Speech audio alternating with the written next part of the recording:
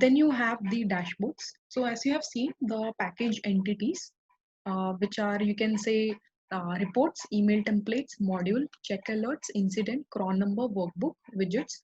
Now the dashboards, where it is a combination of all the widgets at one place, and these are there inside every packages. All of them are displayed into one single dashboard interface.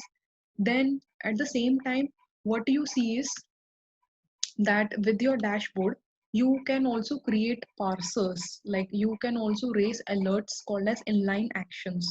Then you can create playbooks which are similar to workbook, but it has a different, you can say, more additional features as compared to workbooks. Then you have you're going to see how to, or what is a use case and what is the flow of use case development.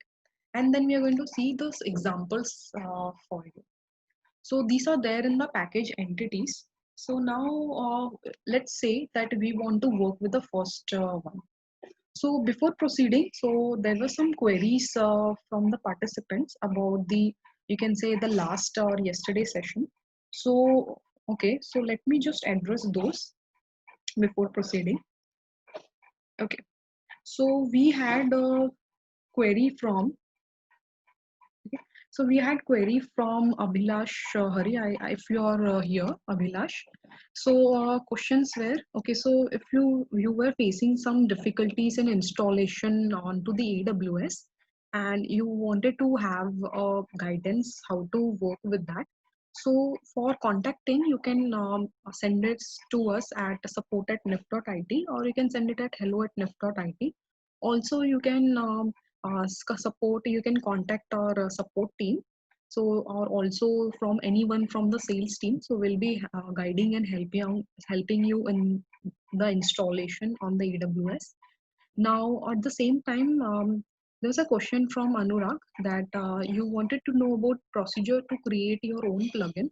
So if you are looking for how to create the machine learning plugin, so you can visit our YouTube channel. There is we have uploaded a video on how to create a plugin step by step. You can refer to it. If it's the other plugin creation which you're looking at, so you can again contact our sales team, or you can say anyone you are in contact with. So we will help you out in that case. And there was a question from Praveen Chand that on Azure Cloud, can we use blob storage or Azure file share for data store? So here I would say that onto the Azure, so you cannot use it for the data store. But if you are looking to have a backup of your logs, so for that purpose, you can use blob and the Azure file storage, because it works as your drive itself, like a storage itself. So for that purpose, you can use it. Now also, so there was a question, okay, so, okay. So also there was a question that from the candidate, that if what would be the RPO and the RTO of AD&DS. So for those who are completely new to it, so let me just say RPO is nothing but the recovery point objective, and RTO is the recovery time objective. So RP, that is the point, means that is the you want to restore from the version of the data which was lost. So that is like when your AD or DS are in a downtime.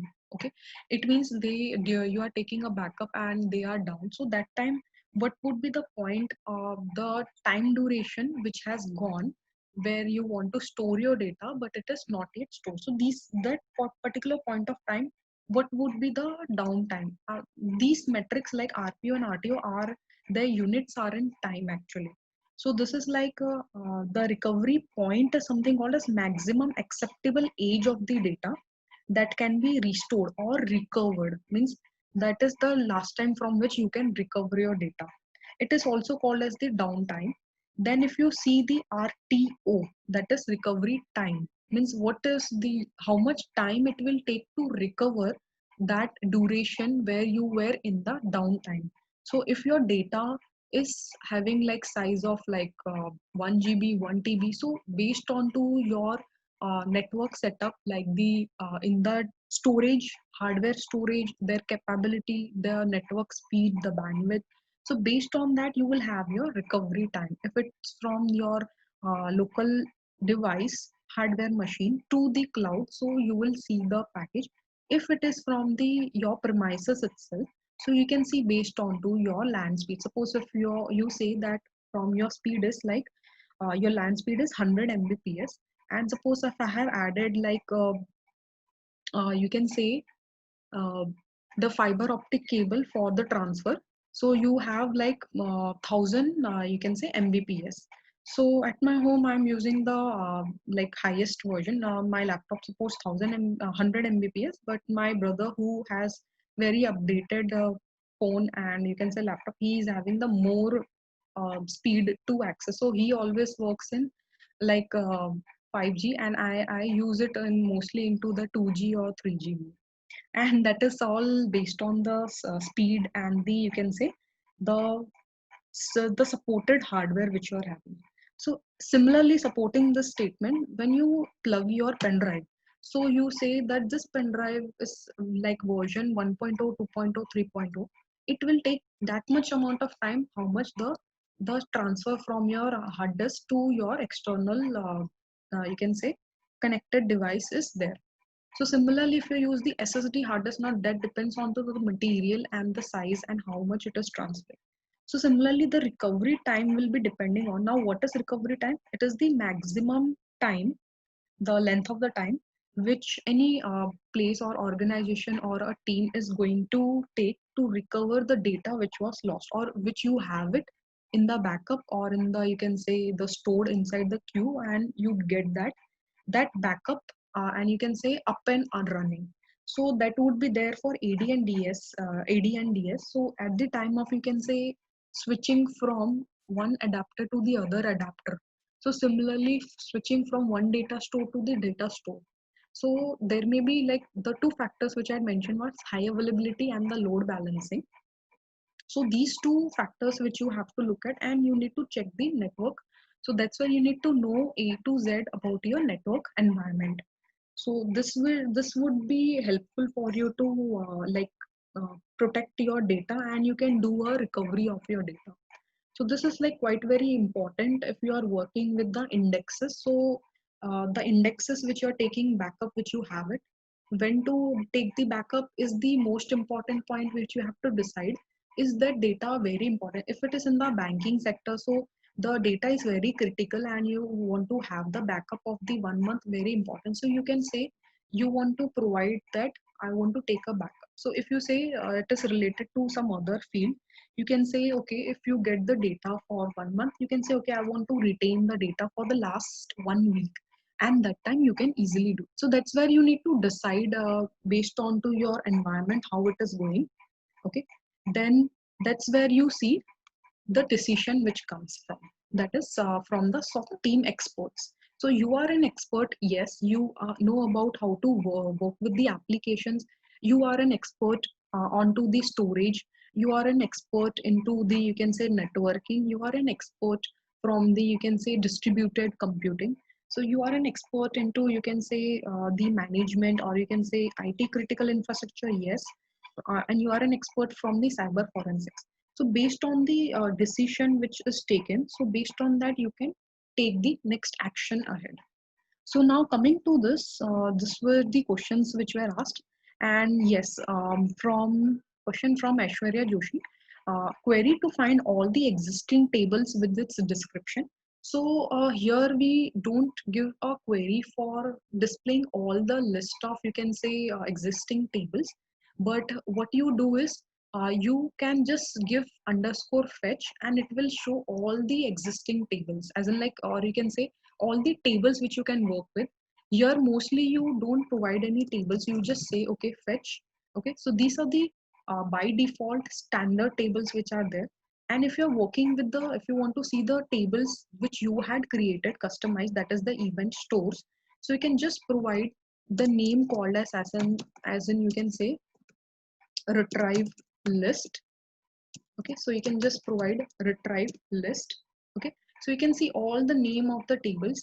Now at the same time, if you have provided onto the you can say the ones which you have uploaded over here event stores, So here these names will come from, you can say, provided by, you can say read from a file.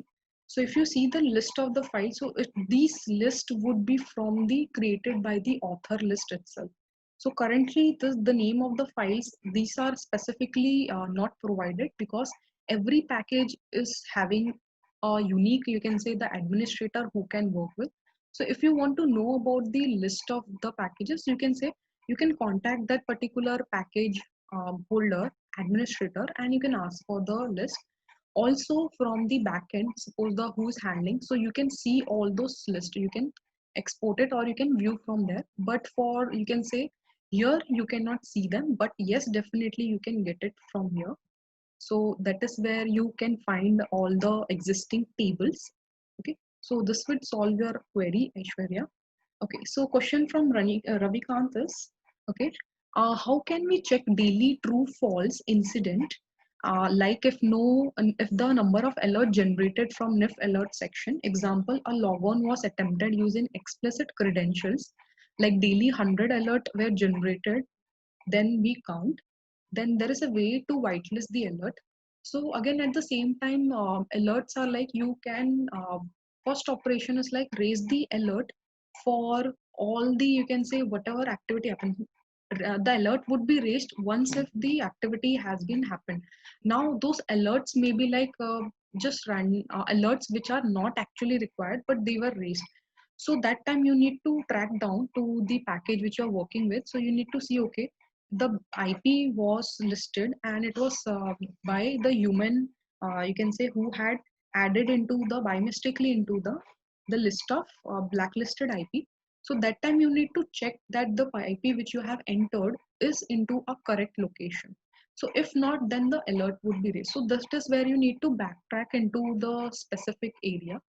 So also at the same time, how can we check daily true or false incident? So again, it will also keep track like the data which you're working on is following that particular action. So if I just say my laptop and it is blacklisted, so it would be like, okay, that IP is need to be checked, that it needs to be removed from the blacklisted and put into the whitelisted.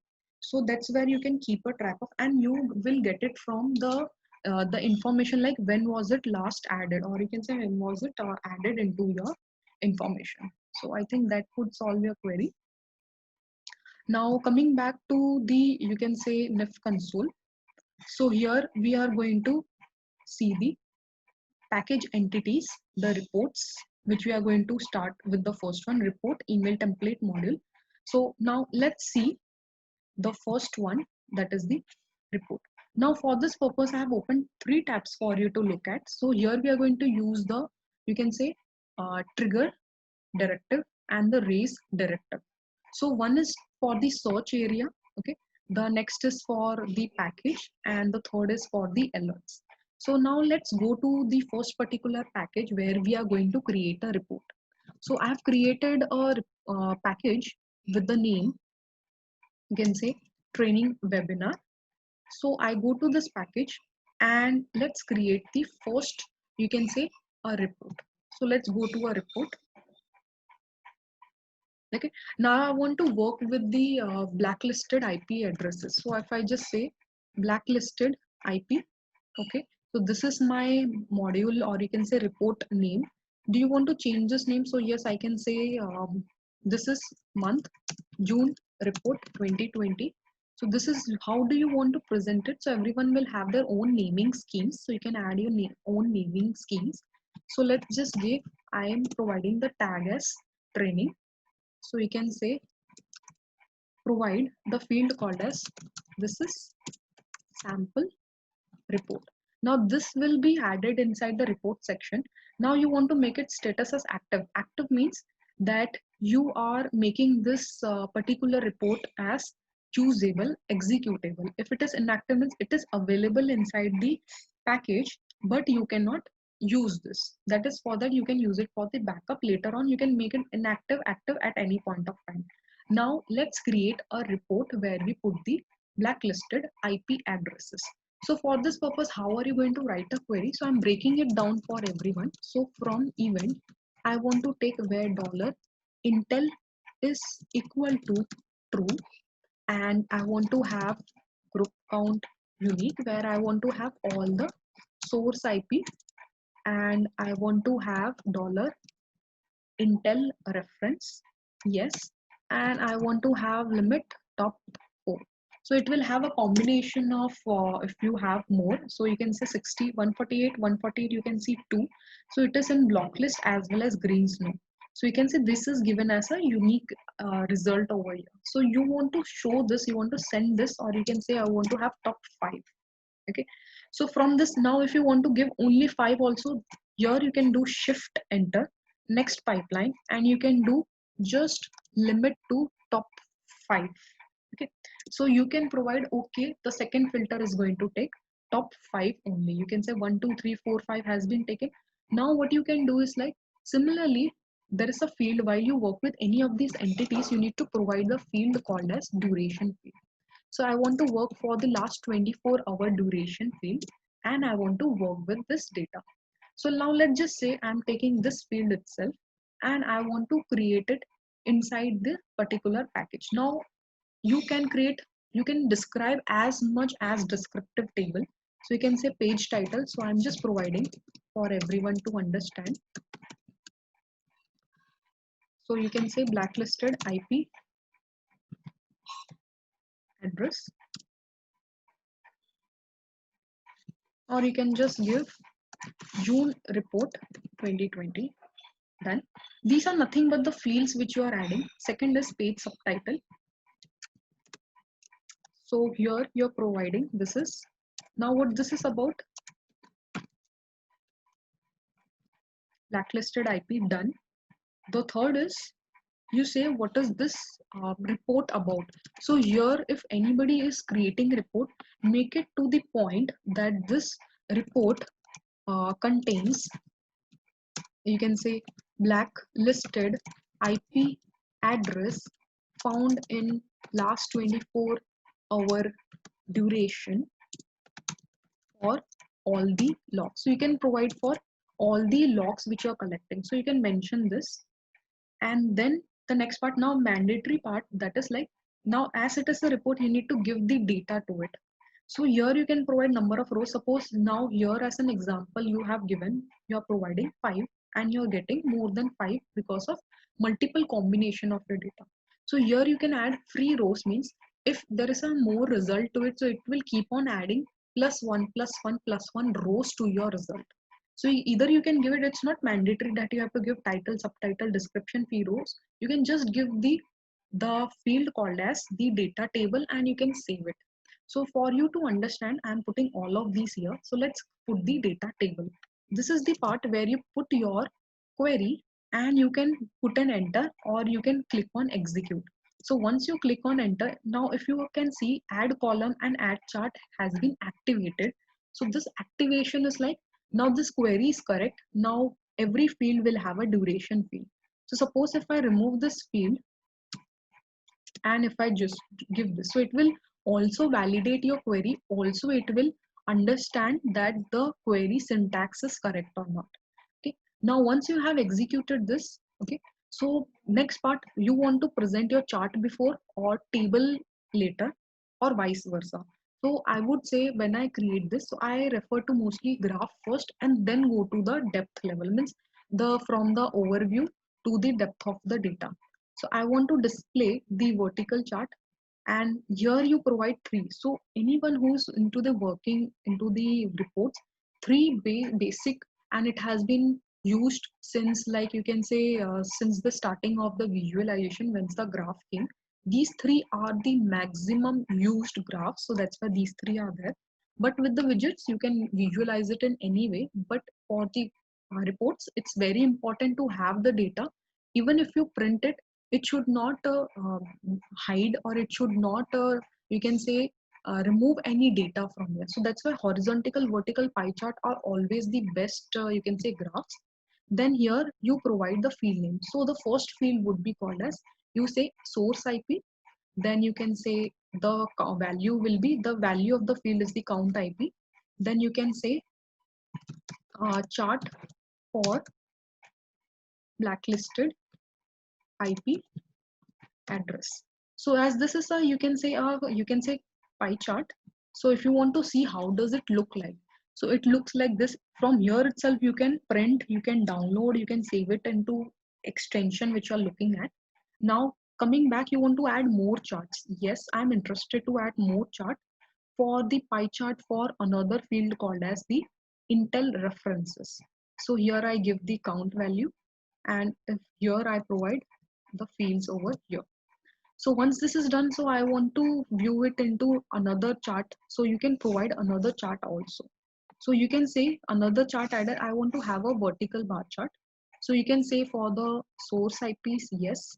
How many source IPs are there? You can say the total count, and you can provide the total title. X-axis called as source IP address. Y-axis is called as the count. Once this is done, I want to view how this chart looks like. Okay, so this looks like, okay, green snow, these many counts are there. Now at the same time, I want to see vertical chart. You can see that these are the counts. Here directly by just looking at which is the highest, you can see this IP is the highest. So you can see all of them are displayed over here. Once this is done, so there is no limitation to add the number of graphs here. So you can add as many as you require. Now again at the same time while I'm working, you can add one more table also. Like similarly, you can just also provide, you have want to provide more information. So more information, suppose if you say I want to provide fetch star from event, and I want to provide uh, where these fields are coming from. So you can just provide where dollar $Intel is equal to true, and dollar, or you can directly say and dollar duration is equal to,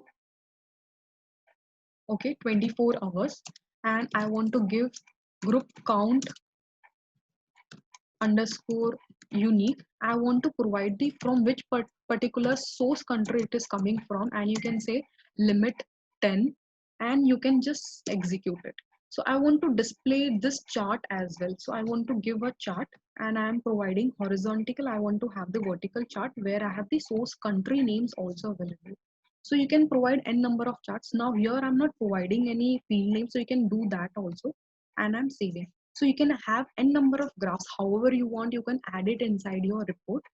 Now for the, so suppose if you have any report and you want to have an additional page where you want to store, you can say do a stamp of the organization, or for the signature, or for binding. So you can just provide an extra page. So this will create an extra empty page. So now you have created this report, and let's save this. So this is a very simple report. You can send or this alert or this report from the NIF console, or by using the command over here, or by scheduling it. Okay, so now let's just run this. Okay, so here it is going to ask for the notification group. So here we have created the training, and it was given as webinar. Okay, so let's search for the training webinar. So you can see training webinar is the name of the notification group, and click on run. So once you do that, you can see query report added to the queue. Now this is going to send it to a particular the list of email IDs which were there inside the notification group. Now let's look at the email ID where you see the report. Now you are interested to see now what that report will look like. Okay, so let me share my screen where you see the input that report has been received. So I am opening this, and you can see June report 2024 from this particular scope has been received, and it is given to the users inside the group. Greetings, that report, the name is created, and let's have a look at it. So if you have a look at it, it gives like the report with the name, with the extension, with the year, date, month, with extension as PDF. You can see the logo, you can see the from, it is coming from this URL, it is coming from the scope name and the time. Here, this timestamp will not be changed. It will be always in the UTC time format. And these are the fields which you are providing, that is the blacklisted IP, the page title, the subtitle, description. So with this, if you are looking at it, so this will give you a very big idea now what was this report about. So once you have received it, now this was one of 5 pages. Second page, that was the second blacklisted IP addresses. You can see But once you print it, it would be difficult for you to identify, okay, which color is which. So that time the best part is that you give the vertical chart. So that's where you can give the x-axis source IP address, y-axis count. Then the next graph which you had given was the blacklisted IP, where you had given the country you're getting the maximum intel true from. So you can see from CN, or you can say from Canada country, if I'm not wrong. From here you're getting the maximum intel threads from. And the next part was like, you can provide the table. Now this was just the graph which you have added. You can add a particular table also. So you can just go to, you can go to your report, and you can also edit your particular report. So coming back, now you have added this and you want to add more information. So let's say in this report itself, I want to add another data table where you had worked with this same query, okay, where you had worked with this query and you want to execute, and that's where you say add the chart inside the table. So that's where you give the column type is field name is you want to give all the source IP, and you want to, now there are like, you want to give how many description. Let's say I want to have source IP, intel reference, and the count. So first for field, for better understanding, you can give source IP address. This is called as the intel reference, and this is called as the count. So this is how descriptive you want your table to be, best understanding. And you can see the column width. So you can, however you want to present your data, you can present. So this is the table which you are going to see. So now this is done. You can click on done, and you can click on saved. Now the second part is you can send again. Now I want to show you by working with the trigger directive. So here what you do, you provide fetch star from event, and then you provide, just provide, now this is to trigger your data. So what you do, trigger, and then you provide report. Now you are going to provide the first part, which is called as, you can say, let me just show with the screen. Okay, so you say fetch star from event limit 1, done, shift enter, second filter. Now you provide trigger. Now trigger report is the function name. Then you provide what is the package slug. So the package slug is training webinar. Okay, that is a running format. Second is, inside this package, what is the report which you are working with, and the report is the blacklisted IP. So this is a use case where you are working with the blacklisted IP found from the enrichment tools. So you can click over here and you can say that the particular slug has been copied. The next would be that you are sending it to home. So you can say notify underscore email, and you can just provide mukesh.yadav@nif.it or your email ID. Notify underscore group and the group slug name. So let's trigger and send this report to this author, and let's put an enter. So you are going to get, this is for executing using the search interface directly. Okay, so let me share my screen where you see the inbox, refreshing email.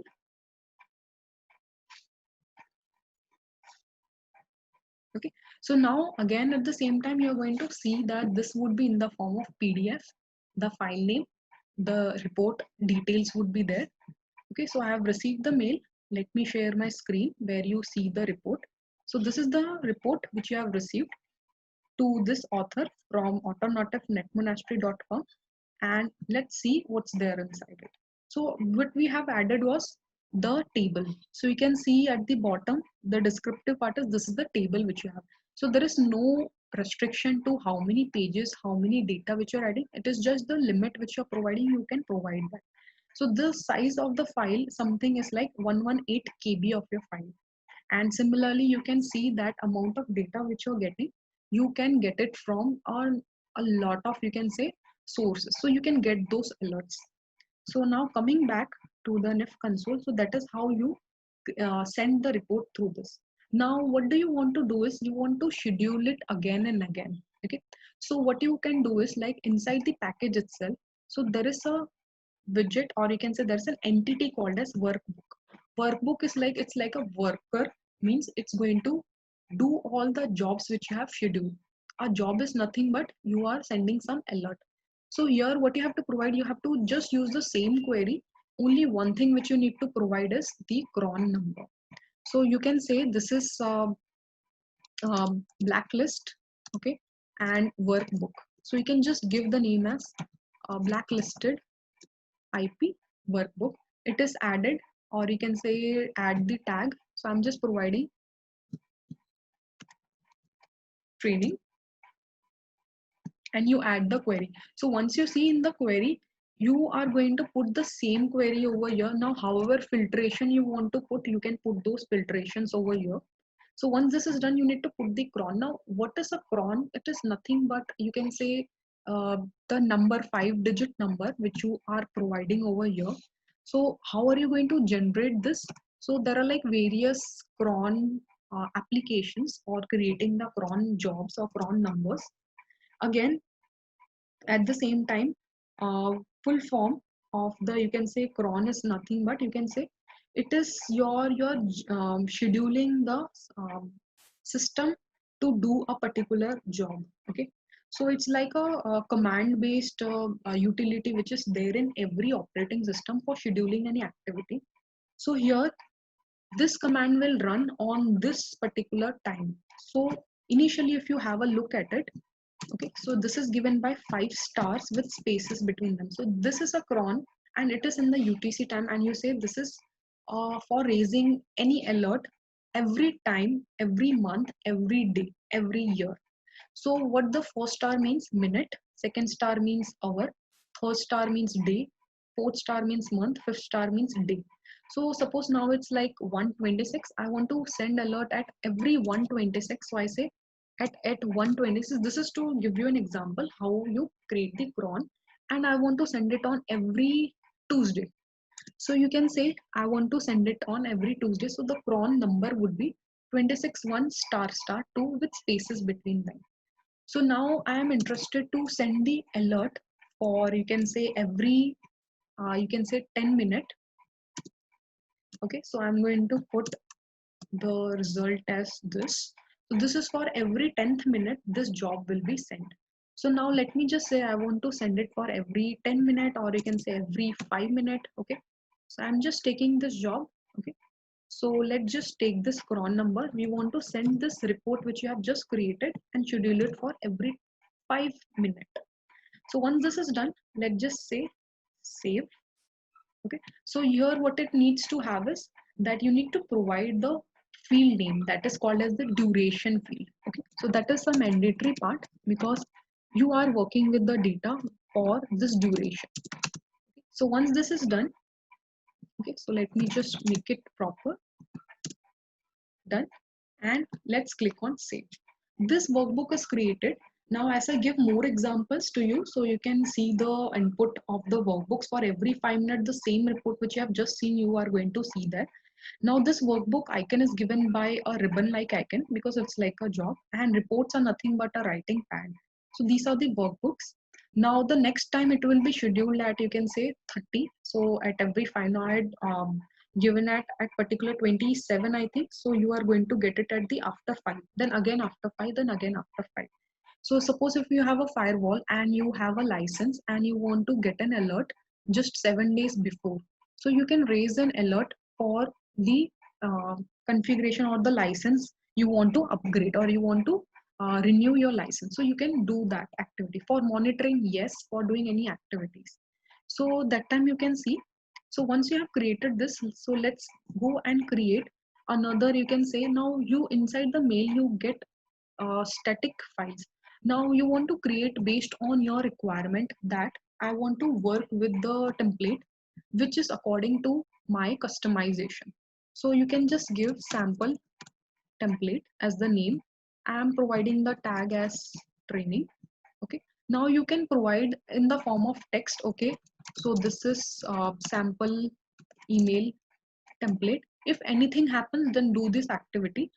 Also you can say you want to give some field called as you can say blacklisted IP address, or you can just give the particular field called as source IP address. and you can just give in the braces, give the field called as $src IP. So this is where you say you want to, along with the sentence, you want to display the value of the source IP. So you can just give it in the braces dollar. So once you are providing, so you can get this field. So let's say sample template source IP. You can add two more fields. That is the key, that if you want to provide it into the subject also. So you can say source IP found, and you can give this value. So this is one way to send it in the form of text sentences. Also, you can give it in the HTML, where you can create beautiful tables however you want to display them. So let's take this particular sample template for the source IP. Okay. So once you have created the sample template, let's go over here. Now here you give called as template underscore email training webinar, and here you give it as the template sample underscore template, the name of the particular template. So you can see this is the training webinar package name. What is the name of the template? Sample template. That is the same slug which you can copy over here, and here you provide the group count underscore unique. From the real-time data, you're passing this data to the source IP address. Okay, that is the one limit. Okay, so you can give 1, 2, 3, 4, 5, like however you want. So this is just to show you how you can send it to the email. So once you provide this, the template which you have just created, which looks like a paper with a folded corner over here. So this is going to be very helpful while you're working with the, you can say, you want to display your activity files. So once you're trying for the, you can say, activity files, the important part which you're going to do is that this field will be used by not only with the trigger, but here the function name would be given as the email template email. Now you, what you can trigger, not only this, you can trigger the APIs also. If you have created, you have integrated an API, and you want to give a call like ClickSend, which you have seen yesterday. You want to send a SMS, you can do that. You want to send some information, you can do that. So it's like quite very good. Now here, if you are working with the trigger activity, so you just provide template underscore email. Okay, so once you have provided, let's do an enter so that you can get the alert for this particular alert. You can say source IP. Okay, so let me take you to my you can say email. So let's just refresh. Okay, so refreshing my inbox. So this is like very good. Now here at the same time, suppose if you give 10 of the field limit, you are going to get every unique source IP, unique information from this particular, you can say, this particular alert which you are looking at. So now if you want to have it all of them add together at once, so that's where you can create the template. That's where you see the email template tables which you can provide. Okay, so let me just have a look. Okay, so this is template email, training webinars, sample, and you can say just see sample template. Yes, notify email. Okay, all right. So your sample template.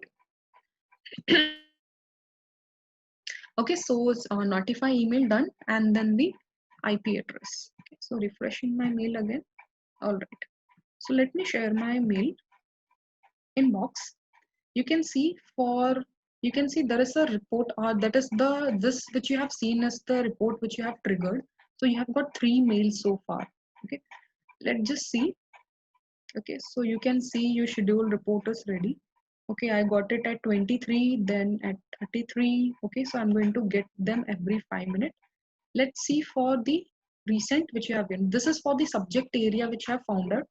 Next would be, this is the sentence which you have edited with the source IP addresses. Now with this, now you want to display some more information, more descriptive format. Now I want to display it in a very descriptive format. So how you're going to do it?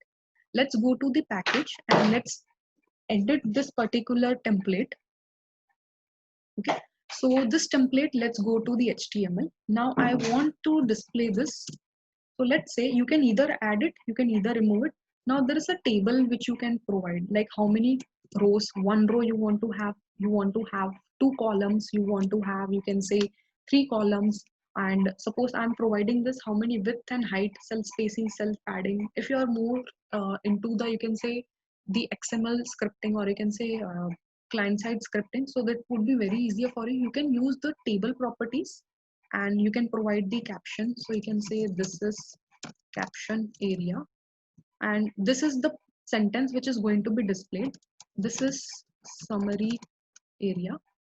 Now once you see this, now I want to give an alignment, all data to be in the center. So once you see this, you can also provide it like, okay, how are you providing? You can move this and you can save. So once that is saved, you can say caption area, I want to give source IP address. Okay, here I want to display $src IP. Okay, so once this is provided, what you can do is like, okay, you have received, you have created this table, and let's save this. Okay, so once this template is edited, so you can just run the same query again. Okay, now at the same time, once this is done, so let's see how the result looks like. So again, you can check the result onto your mail, how it looks like. So I'm just refreshing the mail. Okay, now refreshing. All right.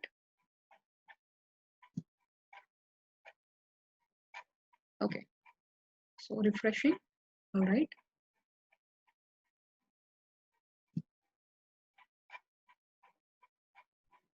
Okay, refreshing again. All right, so let me share my screen. Now you can see you have received this input, and you can see the table however you want it, you can display it in that particular format. Now with this a sample, if I show you a sample table, how you can show it. So there is a sample template for doing an activity of low disk space alert. So you can create a very good looking table like this. Either you can paste your XML code, or either you can create the table rows and columns on your own with your specific width, height, and the cell spacing and the cell padding, that is the thickness, however you want.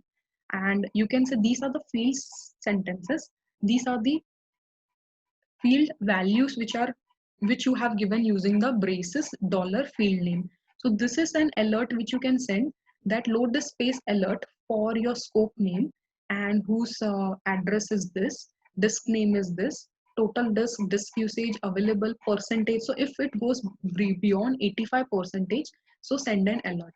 And what is the recommended action? So kindly upgrade your NIF system disk space or delete the old data. So you can, using the event tables which you have just seen, so you can do this operation. So that is the power, or you can say a unique feature, or you can say customization. Now let's come to, you can say, the next you can see is called as, you can say, you have created the report, you have created the template. Now you want to raise a particular alert. So let's go to module. Now we are interested to how to raise the alert. So now in this, you can just provide the name of the alert as sample alert. Okay, so let's just put a sample alert name over here. So once this is done, so you can give the output or the sentence as this is sample alert. Then you can provide the pivot as, okay, I want to work with the source IPs, I want to work with the destination IP. Now this is quite very helpful if you're working with the email templates where you want to put all the fields inside one field itself. So here also you can provide the field called as device src IP. So I'm just giving the name and it is coming automatically. Status active. Now you want to work with which particular field name, you can just click here and you can just provide src IP. So this is the source IP. Now here there are two fields, one is the context detail and one is the query detail. This is useful for displaying your data while you're working with the, you can say, one alert which I have selected. So here you can say you want to work with display the context, means view the query for the alert. So for that purpose, you can provide the context detail over here. So you can provide fetch data. Okay, so it would be in the running format. So what do you provide over here? So you provide fetch from event where dollar duration is equal to 24 hours, and you just provide underscore EVT, you can say EVT uh, name, EVT type underscore equal to underscore EVT name underscore. So this is just to give, so whatever the any field like source IP, destination IP, device source IP, source port, country name, all of these, the type would be taken and the value would be given. So you provide it by the event type and the event name. So all those fields will be provided over here. So now let's see if you are removing this and without this you're working. So how are you going to do that? Now the second part is query detail is useful while you want to work with multiple query for doing alert checks. So you can put multiple query checks over here. So now let's just save this alert and let's come back and raise this alert which you have just created. So how does it look like inside the package entity? So it looks like an arrow left and right, means it is checking something and it is sending an alert. So now you can edit it later on also. So with the latest UI, you can see all of them are divided into separated clusters for module report template. So now you have created sample alert. Now let's raise this. So for this, you use the directive called as raise directive, and you want to raise a particular module, and it is in training webinar, that is called as the sample. The name of the particular alert name is sample alert. So let's say is that particular sample alert name. So yes, sample alert name, and you can raise this particular alert. So now once you do this raise module, package slug name, the module slug name, notify email, or you can say here you provide field called as dollar src ip, and then you in the inbox, if you see the alert which you have seen over here and how long it has been activated. So here you provide the field called as the weightage. So I say I'm providing the field weightage as 2 and I want to raise it for the last 1 minute duration, and you put an enter. So for this IP, an alert would be raised. Where are you going to check this? Onto the inbox alert. So here you can say that your alert which you have, which the particular module which you have raised from the training webinar sample alert on the source IP, weightage 2 and 1 minute, you can see it onto the search area. So you can also do a refresh. Okay, if you have a loads of alerts over here, so you can refresh it over here. Also at the same time, you can just say that search by the author name. So let's say, okay, so let's just refresh this. Okay, so with the refreshing interval, you can see that particular has been raised. So I want to have it for every 30 seconds. Okay, now at the same time, so the name of the alert would be displayed, and at the same time your the description of the alert would be there, and the weightage would be there, and the field name and the value would be present. Okay, so you don't have to worry if your alert is there. So you can see, I think I okay, so it has been raised. You can say this was the source IP 197. So we can say 197.97 and result sample alert, that is the name of the module. This is the description. Let's just open this. It is coming from the slug name. This is the name of the slug. It is coming from training webinar package, and you can see this is the IP. It was detected 4 minutes ago and it was seen last minute. This is a sample alert, and you see all the description and who is the author. The author who had logged in from this particular account. So that account is there and the weightage is provided. And this is the context, or you can say the pivot which you have mentioned. So you can say my destination, this is my source IP. So along with how many communication or the architecture which is there are all described over here. So this is a very good way to show your alert. And if you want to raise incident, you can raise your incident. So now this was how to raise a particular, or you can say alert. Now again with this comes with the function called as the parser. Okay. Now here you can create your own parser, or you can sync the parsers from the, you can say, which is provided by the NIF cloud. If you're working with the experimentation, I would say not to work onto the real-time data. But if you're creating for learning, so you can try that out. For this, prerequisite would be that you need to have a knowledge of, you can say, how to work with the regular expression. So there is a website regex 101. There are many more, so this is the one which I find very easy to use. So how to use this is like, here you write your regular expression and here you put your test string.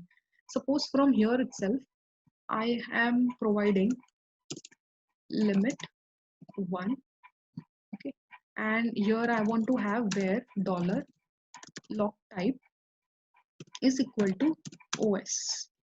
Okay, so I want to work with the log type operating system. So you can see this is the you can say sample log which you have seen. So this is the log. So you have to take this entire log with you. Okay. So also at the same time, once you're done, so for creating parser, first thing would be put your query over here. Now you have to traverse each and every character by character. For that, what you can use it, you can use a quick reference. Every field, every character, special characters identified by a slash. Also, you can identify the combination of alerts. So let's see what would be regular expression for this. So I'm starting with the colon. Let's say I want to work with this, and I can also provide the event time, and then I'm providing the colon. Again, I'm working with the next, and then okay, I want to, so I have reached till here, and also it is giving the information. This is just the information which you're providing. Now at the same time, next is date and time. So here I provide dot star question mark. So here dot means matches any character except for the terminator, and you can see star question mark. So it is like, it's like a lazy search where you see searching from an unlimited times, means reach all of the characters over here. So now if I give slash and then if I give colon, so you have traversed till here and you can keep on going. So similarly, you can use this once this is created. Now you're going to use this regular expression to put it inside the parser. So I'm closing this. Okay. So now how are you going to create the parser? Give the name of the parser, give the, it is from which particular log type from the list here. These lists are nothing but the list which are integrated onto your console. The name of the log, and this is the log type which you're providing. You can give the log type, you can give the log names. Then you provide the master filter. So that is the master filter, means how are you identifying this particular log. So you can say I'm identifying this based on to the host name. Okay, or you can say if I am displaying the top 4 logs. So the master filter for this log would be, okay, CPFWEXT or CPGW log. For here it would be filter log, and here it would be imperva. So every log which is generated from any standard device or any specific device, the company or the device organization, they put a timestamp. If it is like HP, they'll have an HP keyword. If it is like FortiGate FG would be there. If it is from Imperva, so they will give the name Imperva INC. So these are called as the master filter, which you put it over here. Once you put the master filter, you can see the subs, mean these are nothing but the protocol. How are you going to identify that these are coming from, it is an information, it is a value, it is an error, or it is a warning. So you can provide over there, or the protocol number. Next, you provide this particular log which you have taken. So what you're going to do is like, with this master filter, you're going to put the entire log here. What is the first match you're going to provide, and the event. This is the entire regular expression which you get it from the regex event where you're provided. Now you're going to divide this entirely based onto the location. So here the delimiter is given by the comma. You can have delimiter as, you can say, tabs. You can have delimiter as, you can say a partitioner. You can have a delimiter as spaces. You can have delimiter as dot also. So with this, you provide field 1, field 2, field 3, and number of fields, and you provide here, you give your own field name. So where you say dollar address scheme, dollar app service. So here you provide your field name. It is of which particular type. If it's a data, date string, epoch time, find and replace, regular expression, then provide the location. So once this is done, you execute it. It's going to check all the locations which you have provided. Is it correct with the sample which you have provided? So once that is done, the last part would be verification. So this is going to verify. So at the backend, there's a query which runs that whatever the input which you have provided is all correct or not. So once it is verified, your parser is ready. So let me just give you an example how this parser looks like. Okay, so in this, let's say I want to look for a sample parser. Okay, so if you are interested to create a parser, you can visit our website docs.nif.it. So there's a list of steps provided to how to create a parser. The knowledge would be that you need to have knowledge of how to create the regular expression. So let me just give one parser which you can open. Wherever you see the parser with the NIFHQ, you won't be able to open because that is the proprietary one. The ones which you can open, this is the sample pfSense firewall. So how does it look like? Okay, so I have opened this pfSense parser, log type firewall, log name pfSense, log ID 60. Filter is filter log. Now, as you can see, this is the filter log example which you have provided. So this is the master filter. These are the protocols which are coming from, suppose it is coming from IGP. So you can say it is, the number is 9, it is IGP. 0 for hop opt. Okay, so these are the protocols which you provide. It's a mandatory field. It is mostly same for all the devices. Now you start adding your events. Let's see the first event. You have this filter which you have selected, added the sample log. Now you provide, now this is the regular expression. Now where you can see W white spaces or wildcard characters spaces, then non-capital spaces, then your decimal data, capital D, which is like not a decimal data, all of them you're providing. Then you start with the system timestamp location one.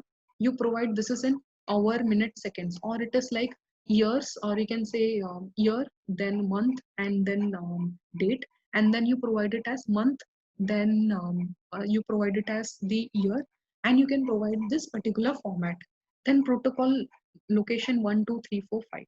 Once this is done, you click on execute. Now this will give you as an output passed as desired over here. Means this particular data which you have provided is passed and you have got it. If you want to execute, you can see there are like 5 iteration which happens at the back and how much time it has taken, and click on done. Once you have added all the unique logs for a particular device, and then you verify them. This verification is for all the events which you are provided. So wherever you get across, you need to check that particular log which you have added. And once this is done, your particular parser is created. Now at the same time, if you look at the, you can say inline action. So inline action is nothing but an alert. It doesn't contact your database, but what it does is here you provide your condition.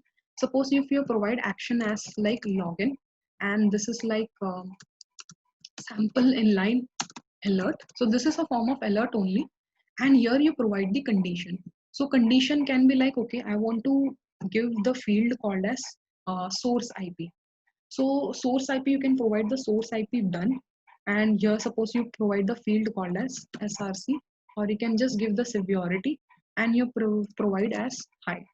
And then if this happens, wherever if you find this result or if any activity happens, what action do you need to take is, you can go to the query and you can just give underscore race and module. You can directly give this race module and the one which you have just given here before, that was in the recent search, race module training webinar, and you can just give the alert. So this, once you do it, it's going to automatically send. At the same time, you can see at the bottom, it is helping you out to identify the syntax also. So now once this is done, so you will have your alerts ready. Now what is the difference between module and the particular inline? Module connects with your data store to send the alert to your email or the alert or inbox interface. And inline is, it doesn't go and talk to database. If the particular value which is identified like once in a blue moon, it's like a happens, then it will do the activity. So it doesn't require communication with the database.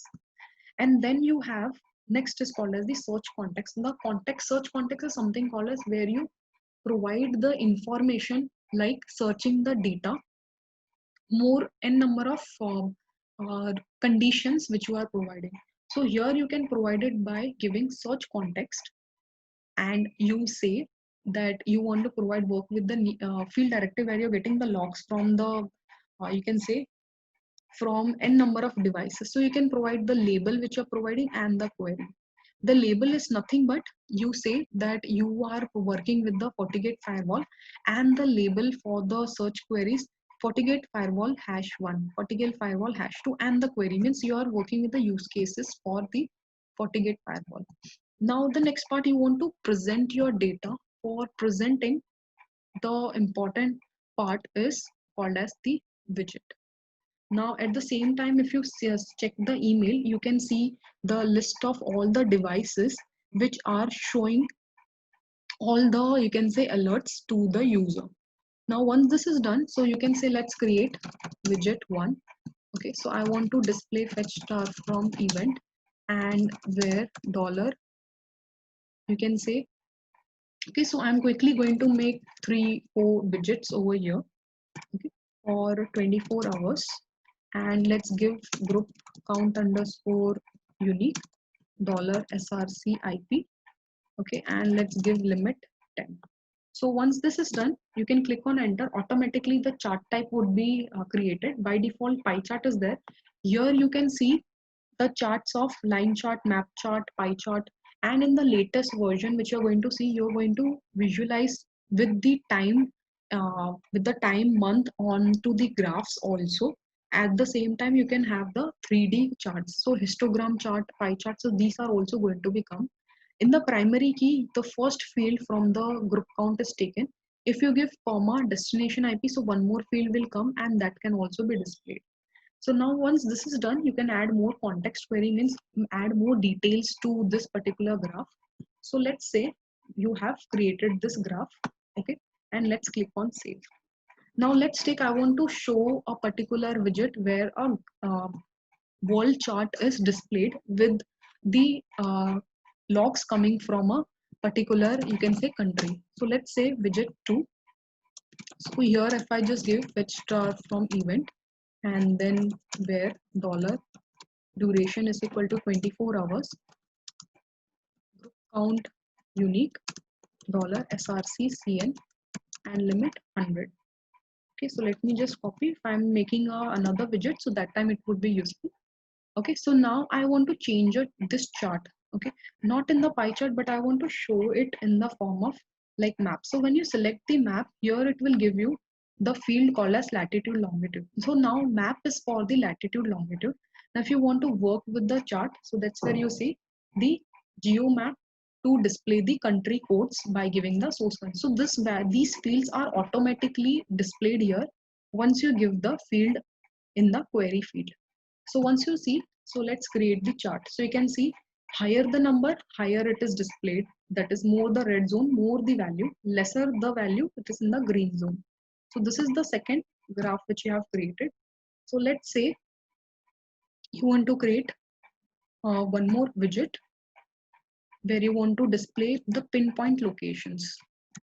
So let's say widget 3.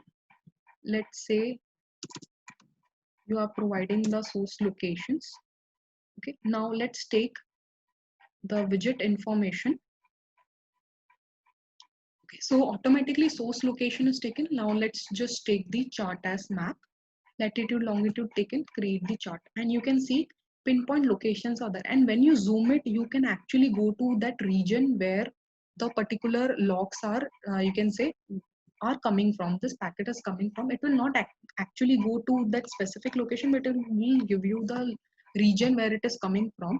Now, once this is done, the next part would be, now here the widgets are looking in the form of graphs. So you can create a dashboard. So now this dashboard will be useful. Okay, so for displaying all the data. So you can say dashboard sample 20, you can say 2020. So you can just save it. You can give a description, you can give a tag. So this is given like a meter like icon. So now here, this is where you present all your widgets, which are graphs. You can click on view dashboard. Here you can add graph. Now here you can see the widgets displayed over here. Now where do you want to display it from, this scope, another scope? So you can just give the format as it is, like the background gray, or you can say cream color, blue color, or the normal color. So this is true label. true and false is for, do you want to display x-axis and y-axis? So this is provided. So if you have the x-axis y-axis label, you can provide. And the minimum time to refresh this graph is 1 minute. That is called as the polling interval. So let's add to the dashboard. You can add it from there. Now let's add another widget. So I'm adding second widget. Okay, and add it to the dashboard. Done. Now let me add the third widget. So let's select this third widget and add it to the dashboard. So now once this is done, you can save it. Once this is successfully saved, you can see it into the dashboard section that you have created this dashboard. You can just give the name of the author. So you can just say the name of the author has created as dashboard where training webinar by the author name. Now, however you want, you can give it in the dark mode. So you can create a dashboard where list of all the employees who are there, who are on time, who are on late, and the tables. So you can prevent or you can save the display the tables also. Now these are the ones which are in same you can say height or width. So what you can provide it however you want, you can display your graph. If you want to expand your graph, you can do that as well. So this is quite very good to work with. So you can say however you want to display, you can displace your graphs there. So once it is successfully done, you can save it. So these are the ones which you say the repository. Okay, and inside the repository, these are the entities which you provide. Now coming back to you can say your presentation. All right, so this was the part which you have seen working with the package entities. So now you are going to see like in the package entities, where you have seen in more reports, templates, cron numbers, workbook, widgets, dashboard, how to create process, inline, and the part is the playbook. Now the playbook is something called as that you are providing information from the repository. Means you don't provide the cron numbers inside the playbook. So let's say in now I'm connecting to the store and inside the package called as, let's go to the author name Mukesh. So I've got a training package. So playbook is something called as you create a function called as playbook, and here what do you provide? It's you provide the it is returnable, it is callable, or it is like four functions like deleted, executable. Returnable means it will display the result into the same area itself. Now while you are working with the workbook, you are not able to see the result there itself. You have to see it onto the NEF console or onto the report. So here if you are working with this, so what you're going to do is, okay, so let's say this. Okay, so here I have created a sample workbook with the same query as you write it into the workbook. Here, let's run this. So I have added this as a, you can say, query. Okay, so it will update the query and it is going to show it onto your screen as the pop-up message. So that's what returnable is doing. Now at the same time, if you work with the, you can say, playbook too, so it is also executable. So you can see all the fields which are there are displayed. So that's what playbook is doing, and it is quite very interesting to work with the playbooks. So you can also see the more details onto our website docs.nef.it. Now the next part which you're going to see is, so it's going to take just to understand what is a use case. It is nothing but a logical representation or actionable reportable component of an SIM. Means you are creating rules, you are sending reports, alerts, and you are solving or putting them inside the package. And what are the steps involved? The first step is create list of use case database. Second, create the use case statements. Then the third, which fields are required in that use case. Fourth, what is the package? You are giving the name of the package, and then inside it you are creating like supporting entities which you have just seen. And the sixth is, if you want to schedule it, you can use the workbook. And the last which you have seen is called as your activity which you are giving as like you want to find a remedy. So the flow, if you're looking at this flow, will be easily given as the flow is like you're starting. You have a database of use cases. These are the actors which are having use case data created. Make a list of fields required.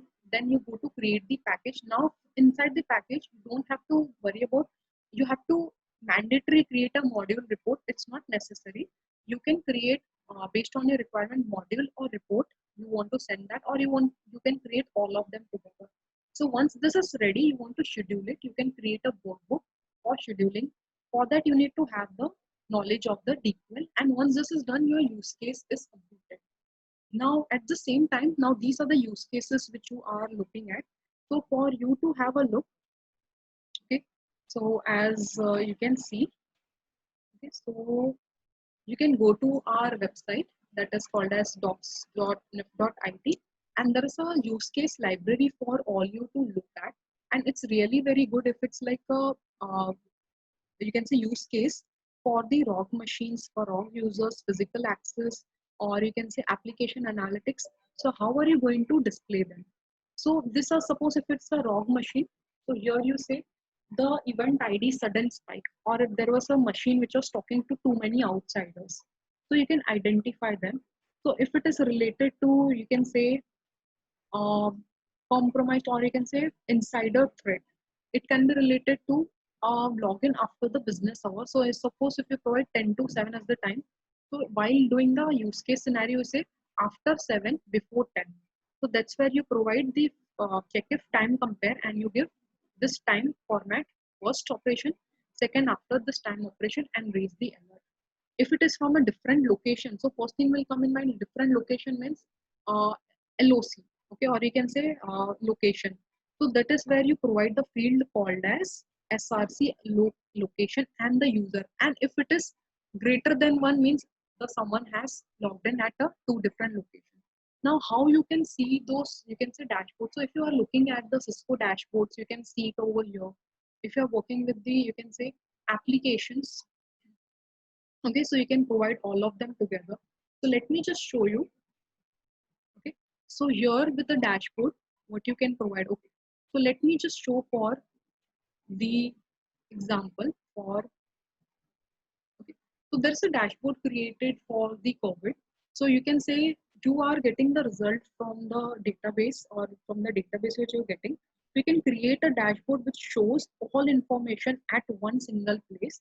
If you want to download this, you can download each and every widget at a time. At the same time, if you are working with the fields, like here you are going to get the counts value, you're going to get the total values.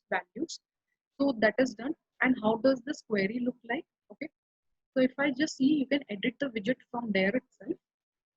You can see it is coming from the database. Okay, so let's see. Okay, so you can say retrieve from the table called as COVID-19 data set, and you're giving some of confirmed information. So at the same time, once this is done, you can see all the graphs. So how many coronavirus cases, confirmed table data, and you can display them. If it is related to the parsing status, or if it is related to the virus. So let's say antivirus. Okay, so let's just provide for the antivirus. Okay, so this is the antivirus for the checkpoint antivirus. So display all of them, total viruses, antivirus detected, severity level, detected level, and total blocked viruses. So you can display all of them. So now at the same time, if you are working with the parsing status, so you say parsing status. So you need to have, suppose for a Linux, or you can say parsing status. So this was created by the user. So let's just take parsing status for the devices. All devices, all the parsing status for NEF or NLF, you can display all of them. So this is like a best way to go ahead while working with this.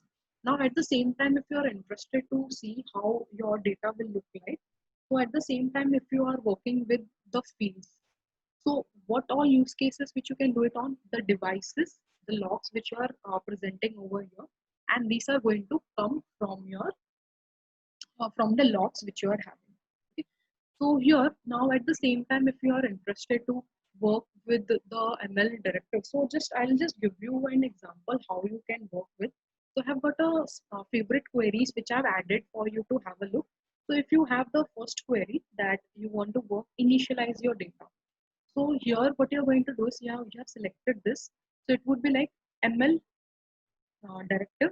This is the name of the plugin for identifying volume data which is generated by the user. That is like, and you are initializing the user and the count. So this is a plugin where you get, okay, model has been initialized. Similarly, when do you want to initialize, when do you want to start your training, when do you want to make your system learn and detect, you can do all of them. Now the second part would be learning of your model, and you're giving the field called as the user field. Okay, so this is going to take a few, you can say a few minutes for the ML director. Here, in order to see the list of ML plugins which are there, you can visit our YouTube channel, and you can see the particular, you can say, list of all the plugins over there. Now, once now you're making your system learn, at the back end, you have the supervised learning algorithm, unsupervised learning algorithm. We are using the various, you can say semi-supervised learning algorithm, and we are more inclined towards the artificial intelligence. You can use your n number of, you can say, algorithms from your data scientist team as well. Now what you want to do is, you have the user, you want to detect the particular user, is it identified or is it available or not. So you can say this particular user, the ML says it is suspicious, and there is a field called as deviation. So if it is model identifies the patterns, and if it is inclined and it takes a threshold automatically, and if it deviates more towards that value, it is classified as suspicious. If it is lesser into the value, it will say that the user detected is not suspicious.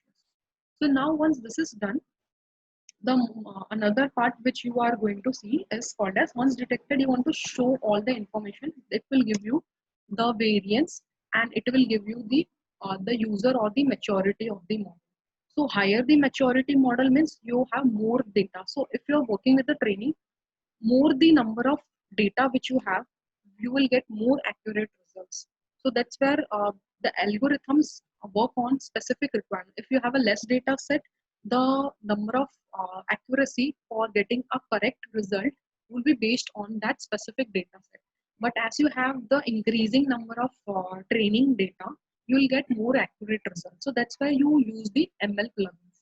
So similarly, this was for the you can say ML plugin. So here you can see, first part you do is initialize, learn, detect, and show. For every other, suppose VAT1078 is for identify any voluminous login attempts done by the user. So that is for VAT1078. Then you have SAMT 1078 for identifying if the user has done any activity on a particular device. So let's say I am having an example for, I want to work with the DGA detection, that is domain generation algorithm. Suppose any domains which are generated, and from you can say every time at a 1 minute, there's a program which generates like 500 particular list of logs. Okay, so let me just remove this duration field, intel field, and let's see the DGA detection. So what it is going to do, if it is .r, it will check for the prefix and the suffix list of all the blacklisted or the list which you are providing. You can say this domain is given as good, or you can say IBL is given as bad. So this classification is coming from there. So suppose you can say savan.com, it is given as good. So these are coming from the DGA algorithm. So that's where if it is .ru, if somebody has given .coco or .rx, and if it provides communication, and then that's where it is going to give you the DG or the classification as the output. Now here, okay, so let me come back to my slide. Okay. So here you would have seen the use cases. As we are running out of time, no problem. So these are the use cases. If you're interested, you can visit our YouTube channel. So where we have the demonstration of the use cases as well. So once with this, okay, so let's go ahead and start a poll for everyone. So everyone, let's get ready to solve the questions which you have seen for today. Okay, so I'm launching the first poll for today is, while working on the NIF web console and the user. So I'm launching the poll.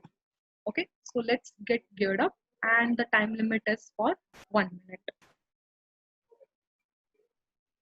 Okay, once this is done, so I'll be addressing the questions which are there into the chat section.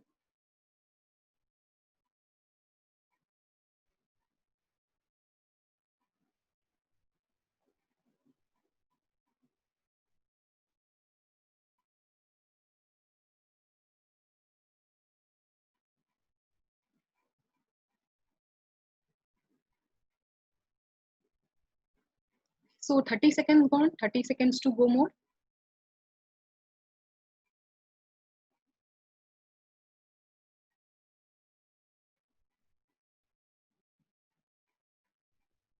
Okay, so 10 more seconds to go more. All right. Okay, so I'm receiving the good response. Yes. Okay, so there are 5 questions and 1 minute is up and I'm ending the poll. Okay, I'm sharing the result with you all. So now here you can see the question, two-step authentication app used by the NIF is the Google Authenticator. This is the best two-step authenticator given, or you can say classified, tagged by the applications. Then the next is, how do you check the parsing status? So it is given by, we check by using the command, that is the second command where capital P, capital S is there. The rest other are the fields which are not the accurate one. So the answer is second. So maximum have given the result.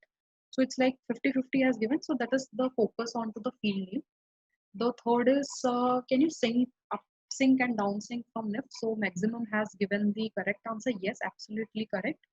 Then which of the following option is set on event when device was not assigned to a particular log type? So, okay, so here the answer would be when the device is not assigned. So it would be like particularly called as when device was not assigned. Okay, so it would be called as, it would be going into the desired as like NLF or the NEF. So majority pad it will not go because it is called as all the fields which are correctly parsed and I have been seen. So this would be your NLF. Now let's see for the next one, name of the model which you used for giving the pertaining to the kind of activity observed within the network or a system to be due to an end user or by a machine itself. So this is called, you can say, a device based model because you're providing the system model which has the system name. So you can provide it, but usually it is more inclined towards the, you can say, actual the names. Okay, so that is the system name. Subsystem is called as the actions inside there. Okay. So stopping this poll, so let's say, okay, so second poll coming right away to you. It is on the search interface. So I'm launching this poll, launched, and 1 minute duration for this as well.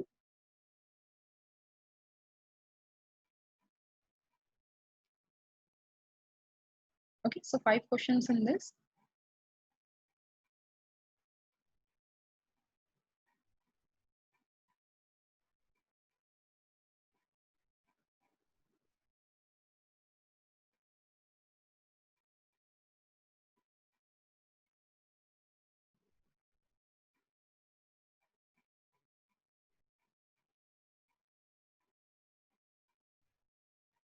Okay, 30 seconds gone, 30 seconds to go.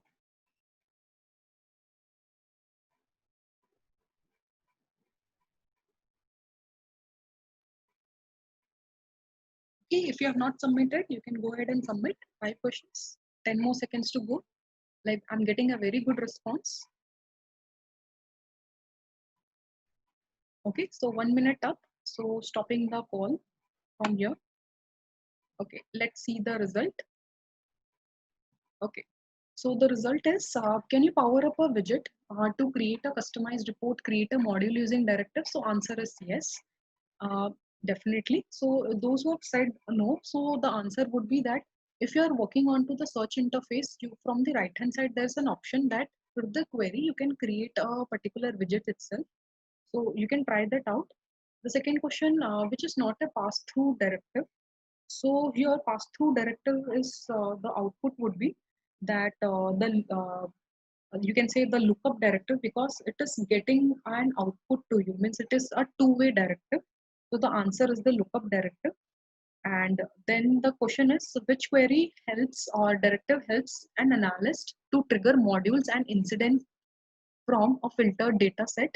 So this is for triggering modules or the incidents. So that's where you provide the directive called as trigger. Yes, but it is called as trigger modules and incidents. So the field or the directive which is used is the raise directive because that is for raising the alert, raising the incident. So the trigger is for sending the reports. So that's why the answer is race over here instead of the trigger. And the fourth is write query directive, which query directive enables users to send reports, send templates, and API when the specified condition is met. So for this directive which you want to send the data, means for reporting, so for that you use the trigger directive because it has all the options of report, template, and APIs. Yes. Then the fifth is for labeling. So which is the option, correct option. So the answer is where you find hash A. That is like uh, fetch star from event as hash A limit 10. So that is the answer for this. So quite a good response. Okay, so next call coming to you, which is onto the NIF console. Okay, so launched. So you have got a 1 minute to work on this. Yes.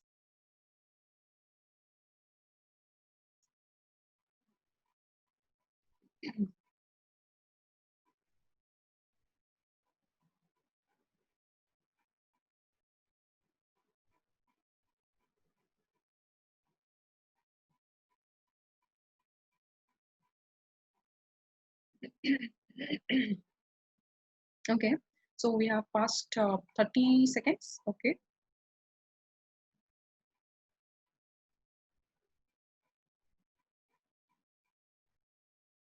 okay, so 20 seconds to go.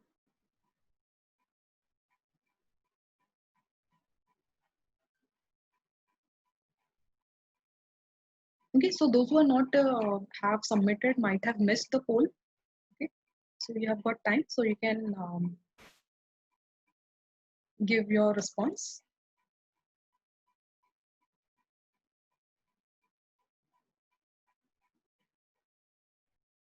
Okay, so ending the poll here and showing the sharing the result.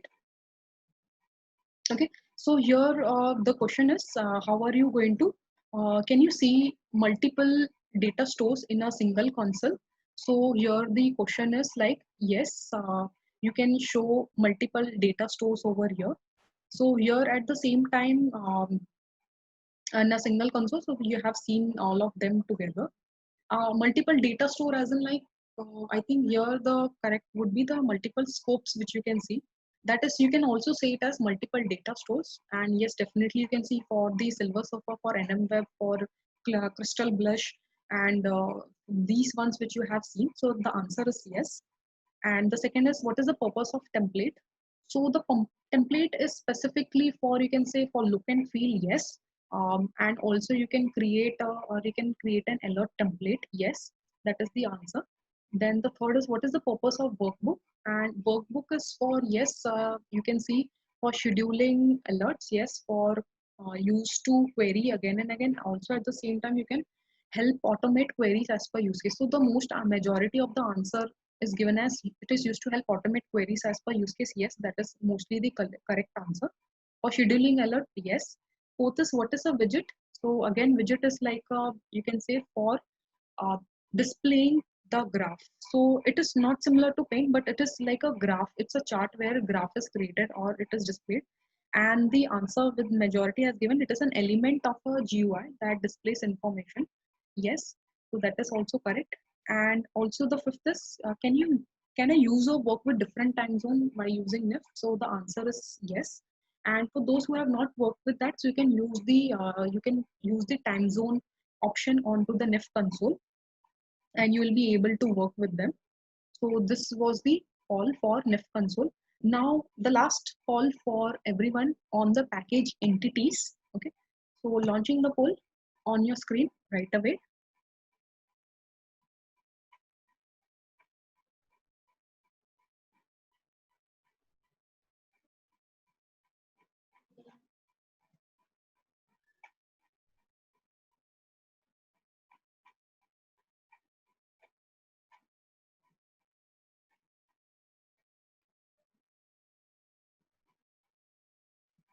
Yes, getting a good response. Okay, okay, so we have received. Okay,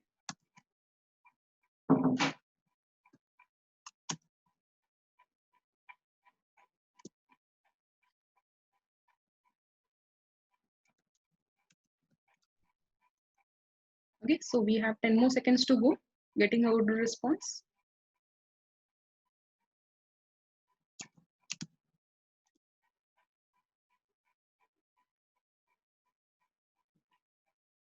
All right, so 1 minute up and ending the poll. Let's see the results.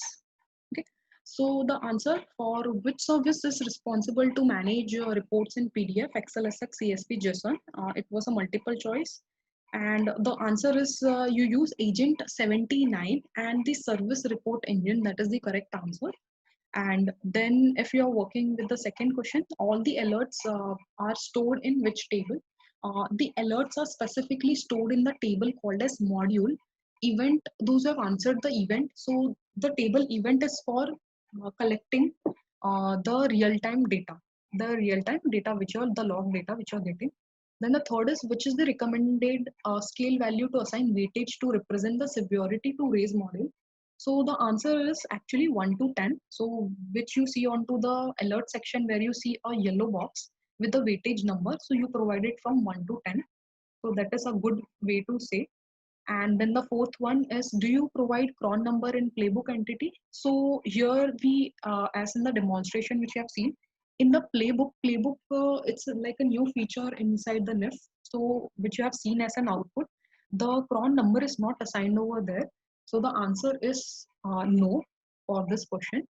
And the fifth question, write query for the three logs for the firewall and OS, and source country names are there. Count is less than or equal to 30,000. So for that, first query would be that fetch from event log type is firewall and log type OS, because we are going to work with not with or but and. So the question from one and third, from one and third, then we are going to check that second and the fourth one are omitted. So also you say group count unique source country name, yes, taken, limit 3 taken.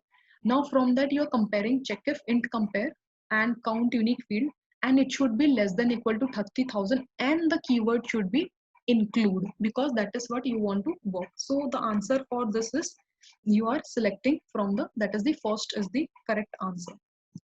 So these were the poll questions for everyone. So I hope you have got an idea how to work with the, you can say, use case, or you can say work with the, you can say work with NIF SIM, the directives. So it's just one more thing will be required if you're working it for the first time. So you can go ahead and experiment. Also, if you are interested to have a in-depth, you can say training, you can contact our NIF team and come ahead and get NIF, you can say trained for a week, and that will consist of hands-on. So as it was a restricted webinar, so these were the information which you can see. Also at the same time, if you're interested to know more, so you can get back to us. So this was the poll and got a very good result.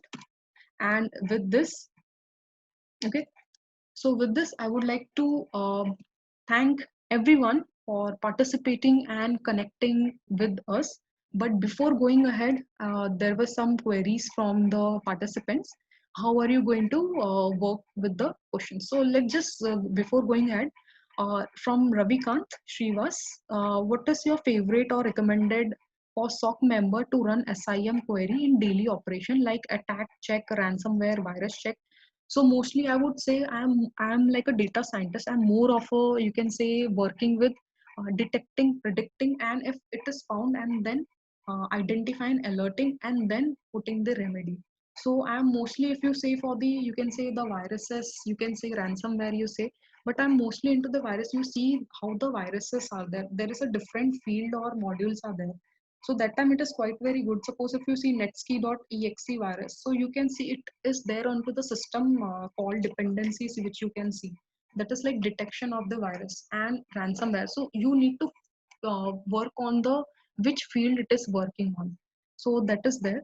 And for a daily operation fields, yes, I am getting all the logs from the NIF, you can say onto the my GUI, and I can work with them. So I really feel very, like excited to work with the queries using the directives.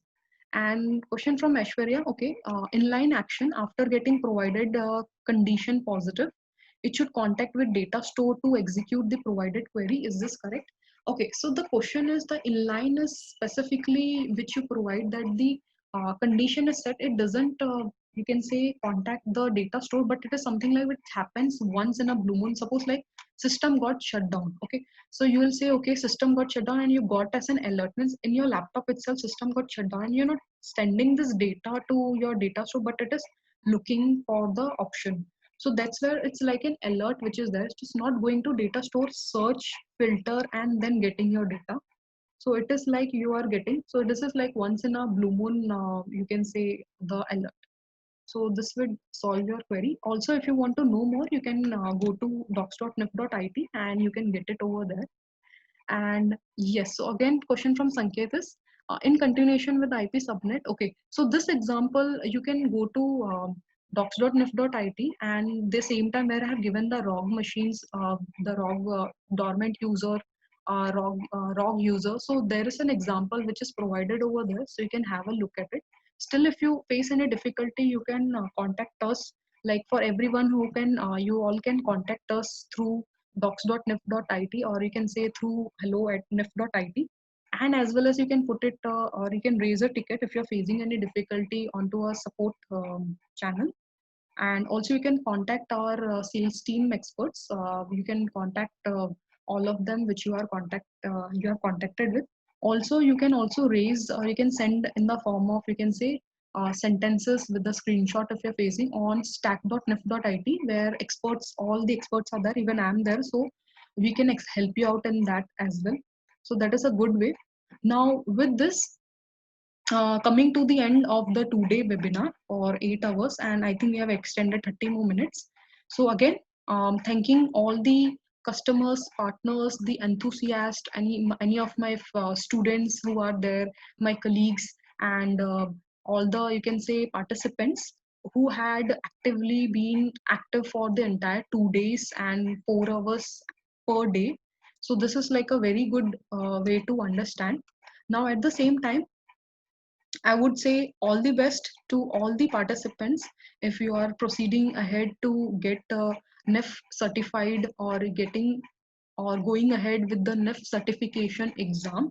So this was the webinar to train you how to work or use the DQuil directives and the how to work with the NIF web console. For again, if you're still not satisfied, you please you can come ahead and you can get yourself trained. So you have more the ones who have already got trained, so for them it is like we have added more data for you to understand, like more of use cases, more onto the device based use cases, more onto the integration, more onto the working with the, you can say, front end and back end as well. So you can go ahead and do that. But if you are planning ahead and if you have already know and worked with the NIF SIM, so you can view this video which will be uploaded onto the YouTube, and you can refer the video and you can go ahead with the certification program. So all the best to everyone. And also at the same time, you might have received a link to give a feedback. So whenever you have free time, do provide your feedback, and it would be really very helpful for us to improve better and provide the best services or more hands-on, more services, features, functions to you. With this, with the good note, stay strong, everyone, stay healthy, and happy learning to everyone. So over and out for now, and let's okay. So ending the meeting over here. So thank you, everyone.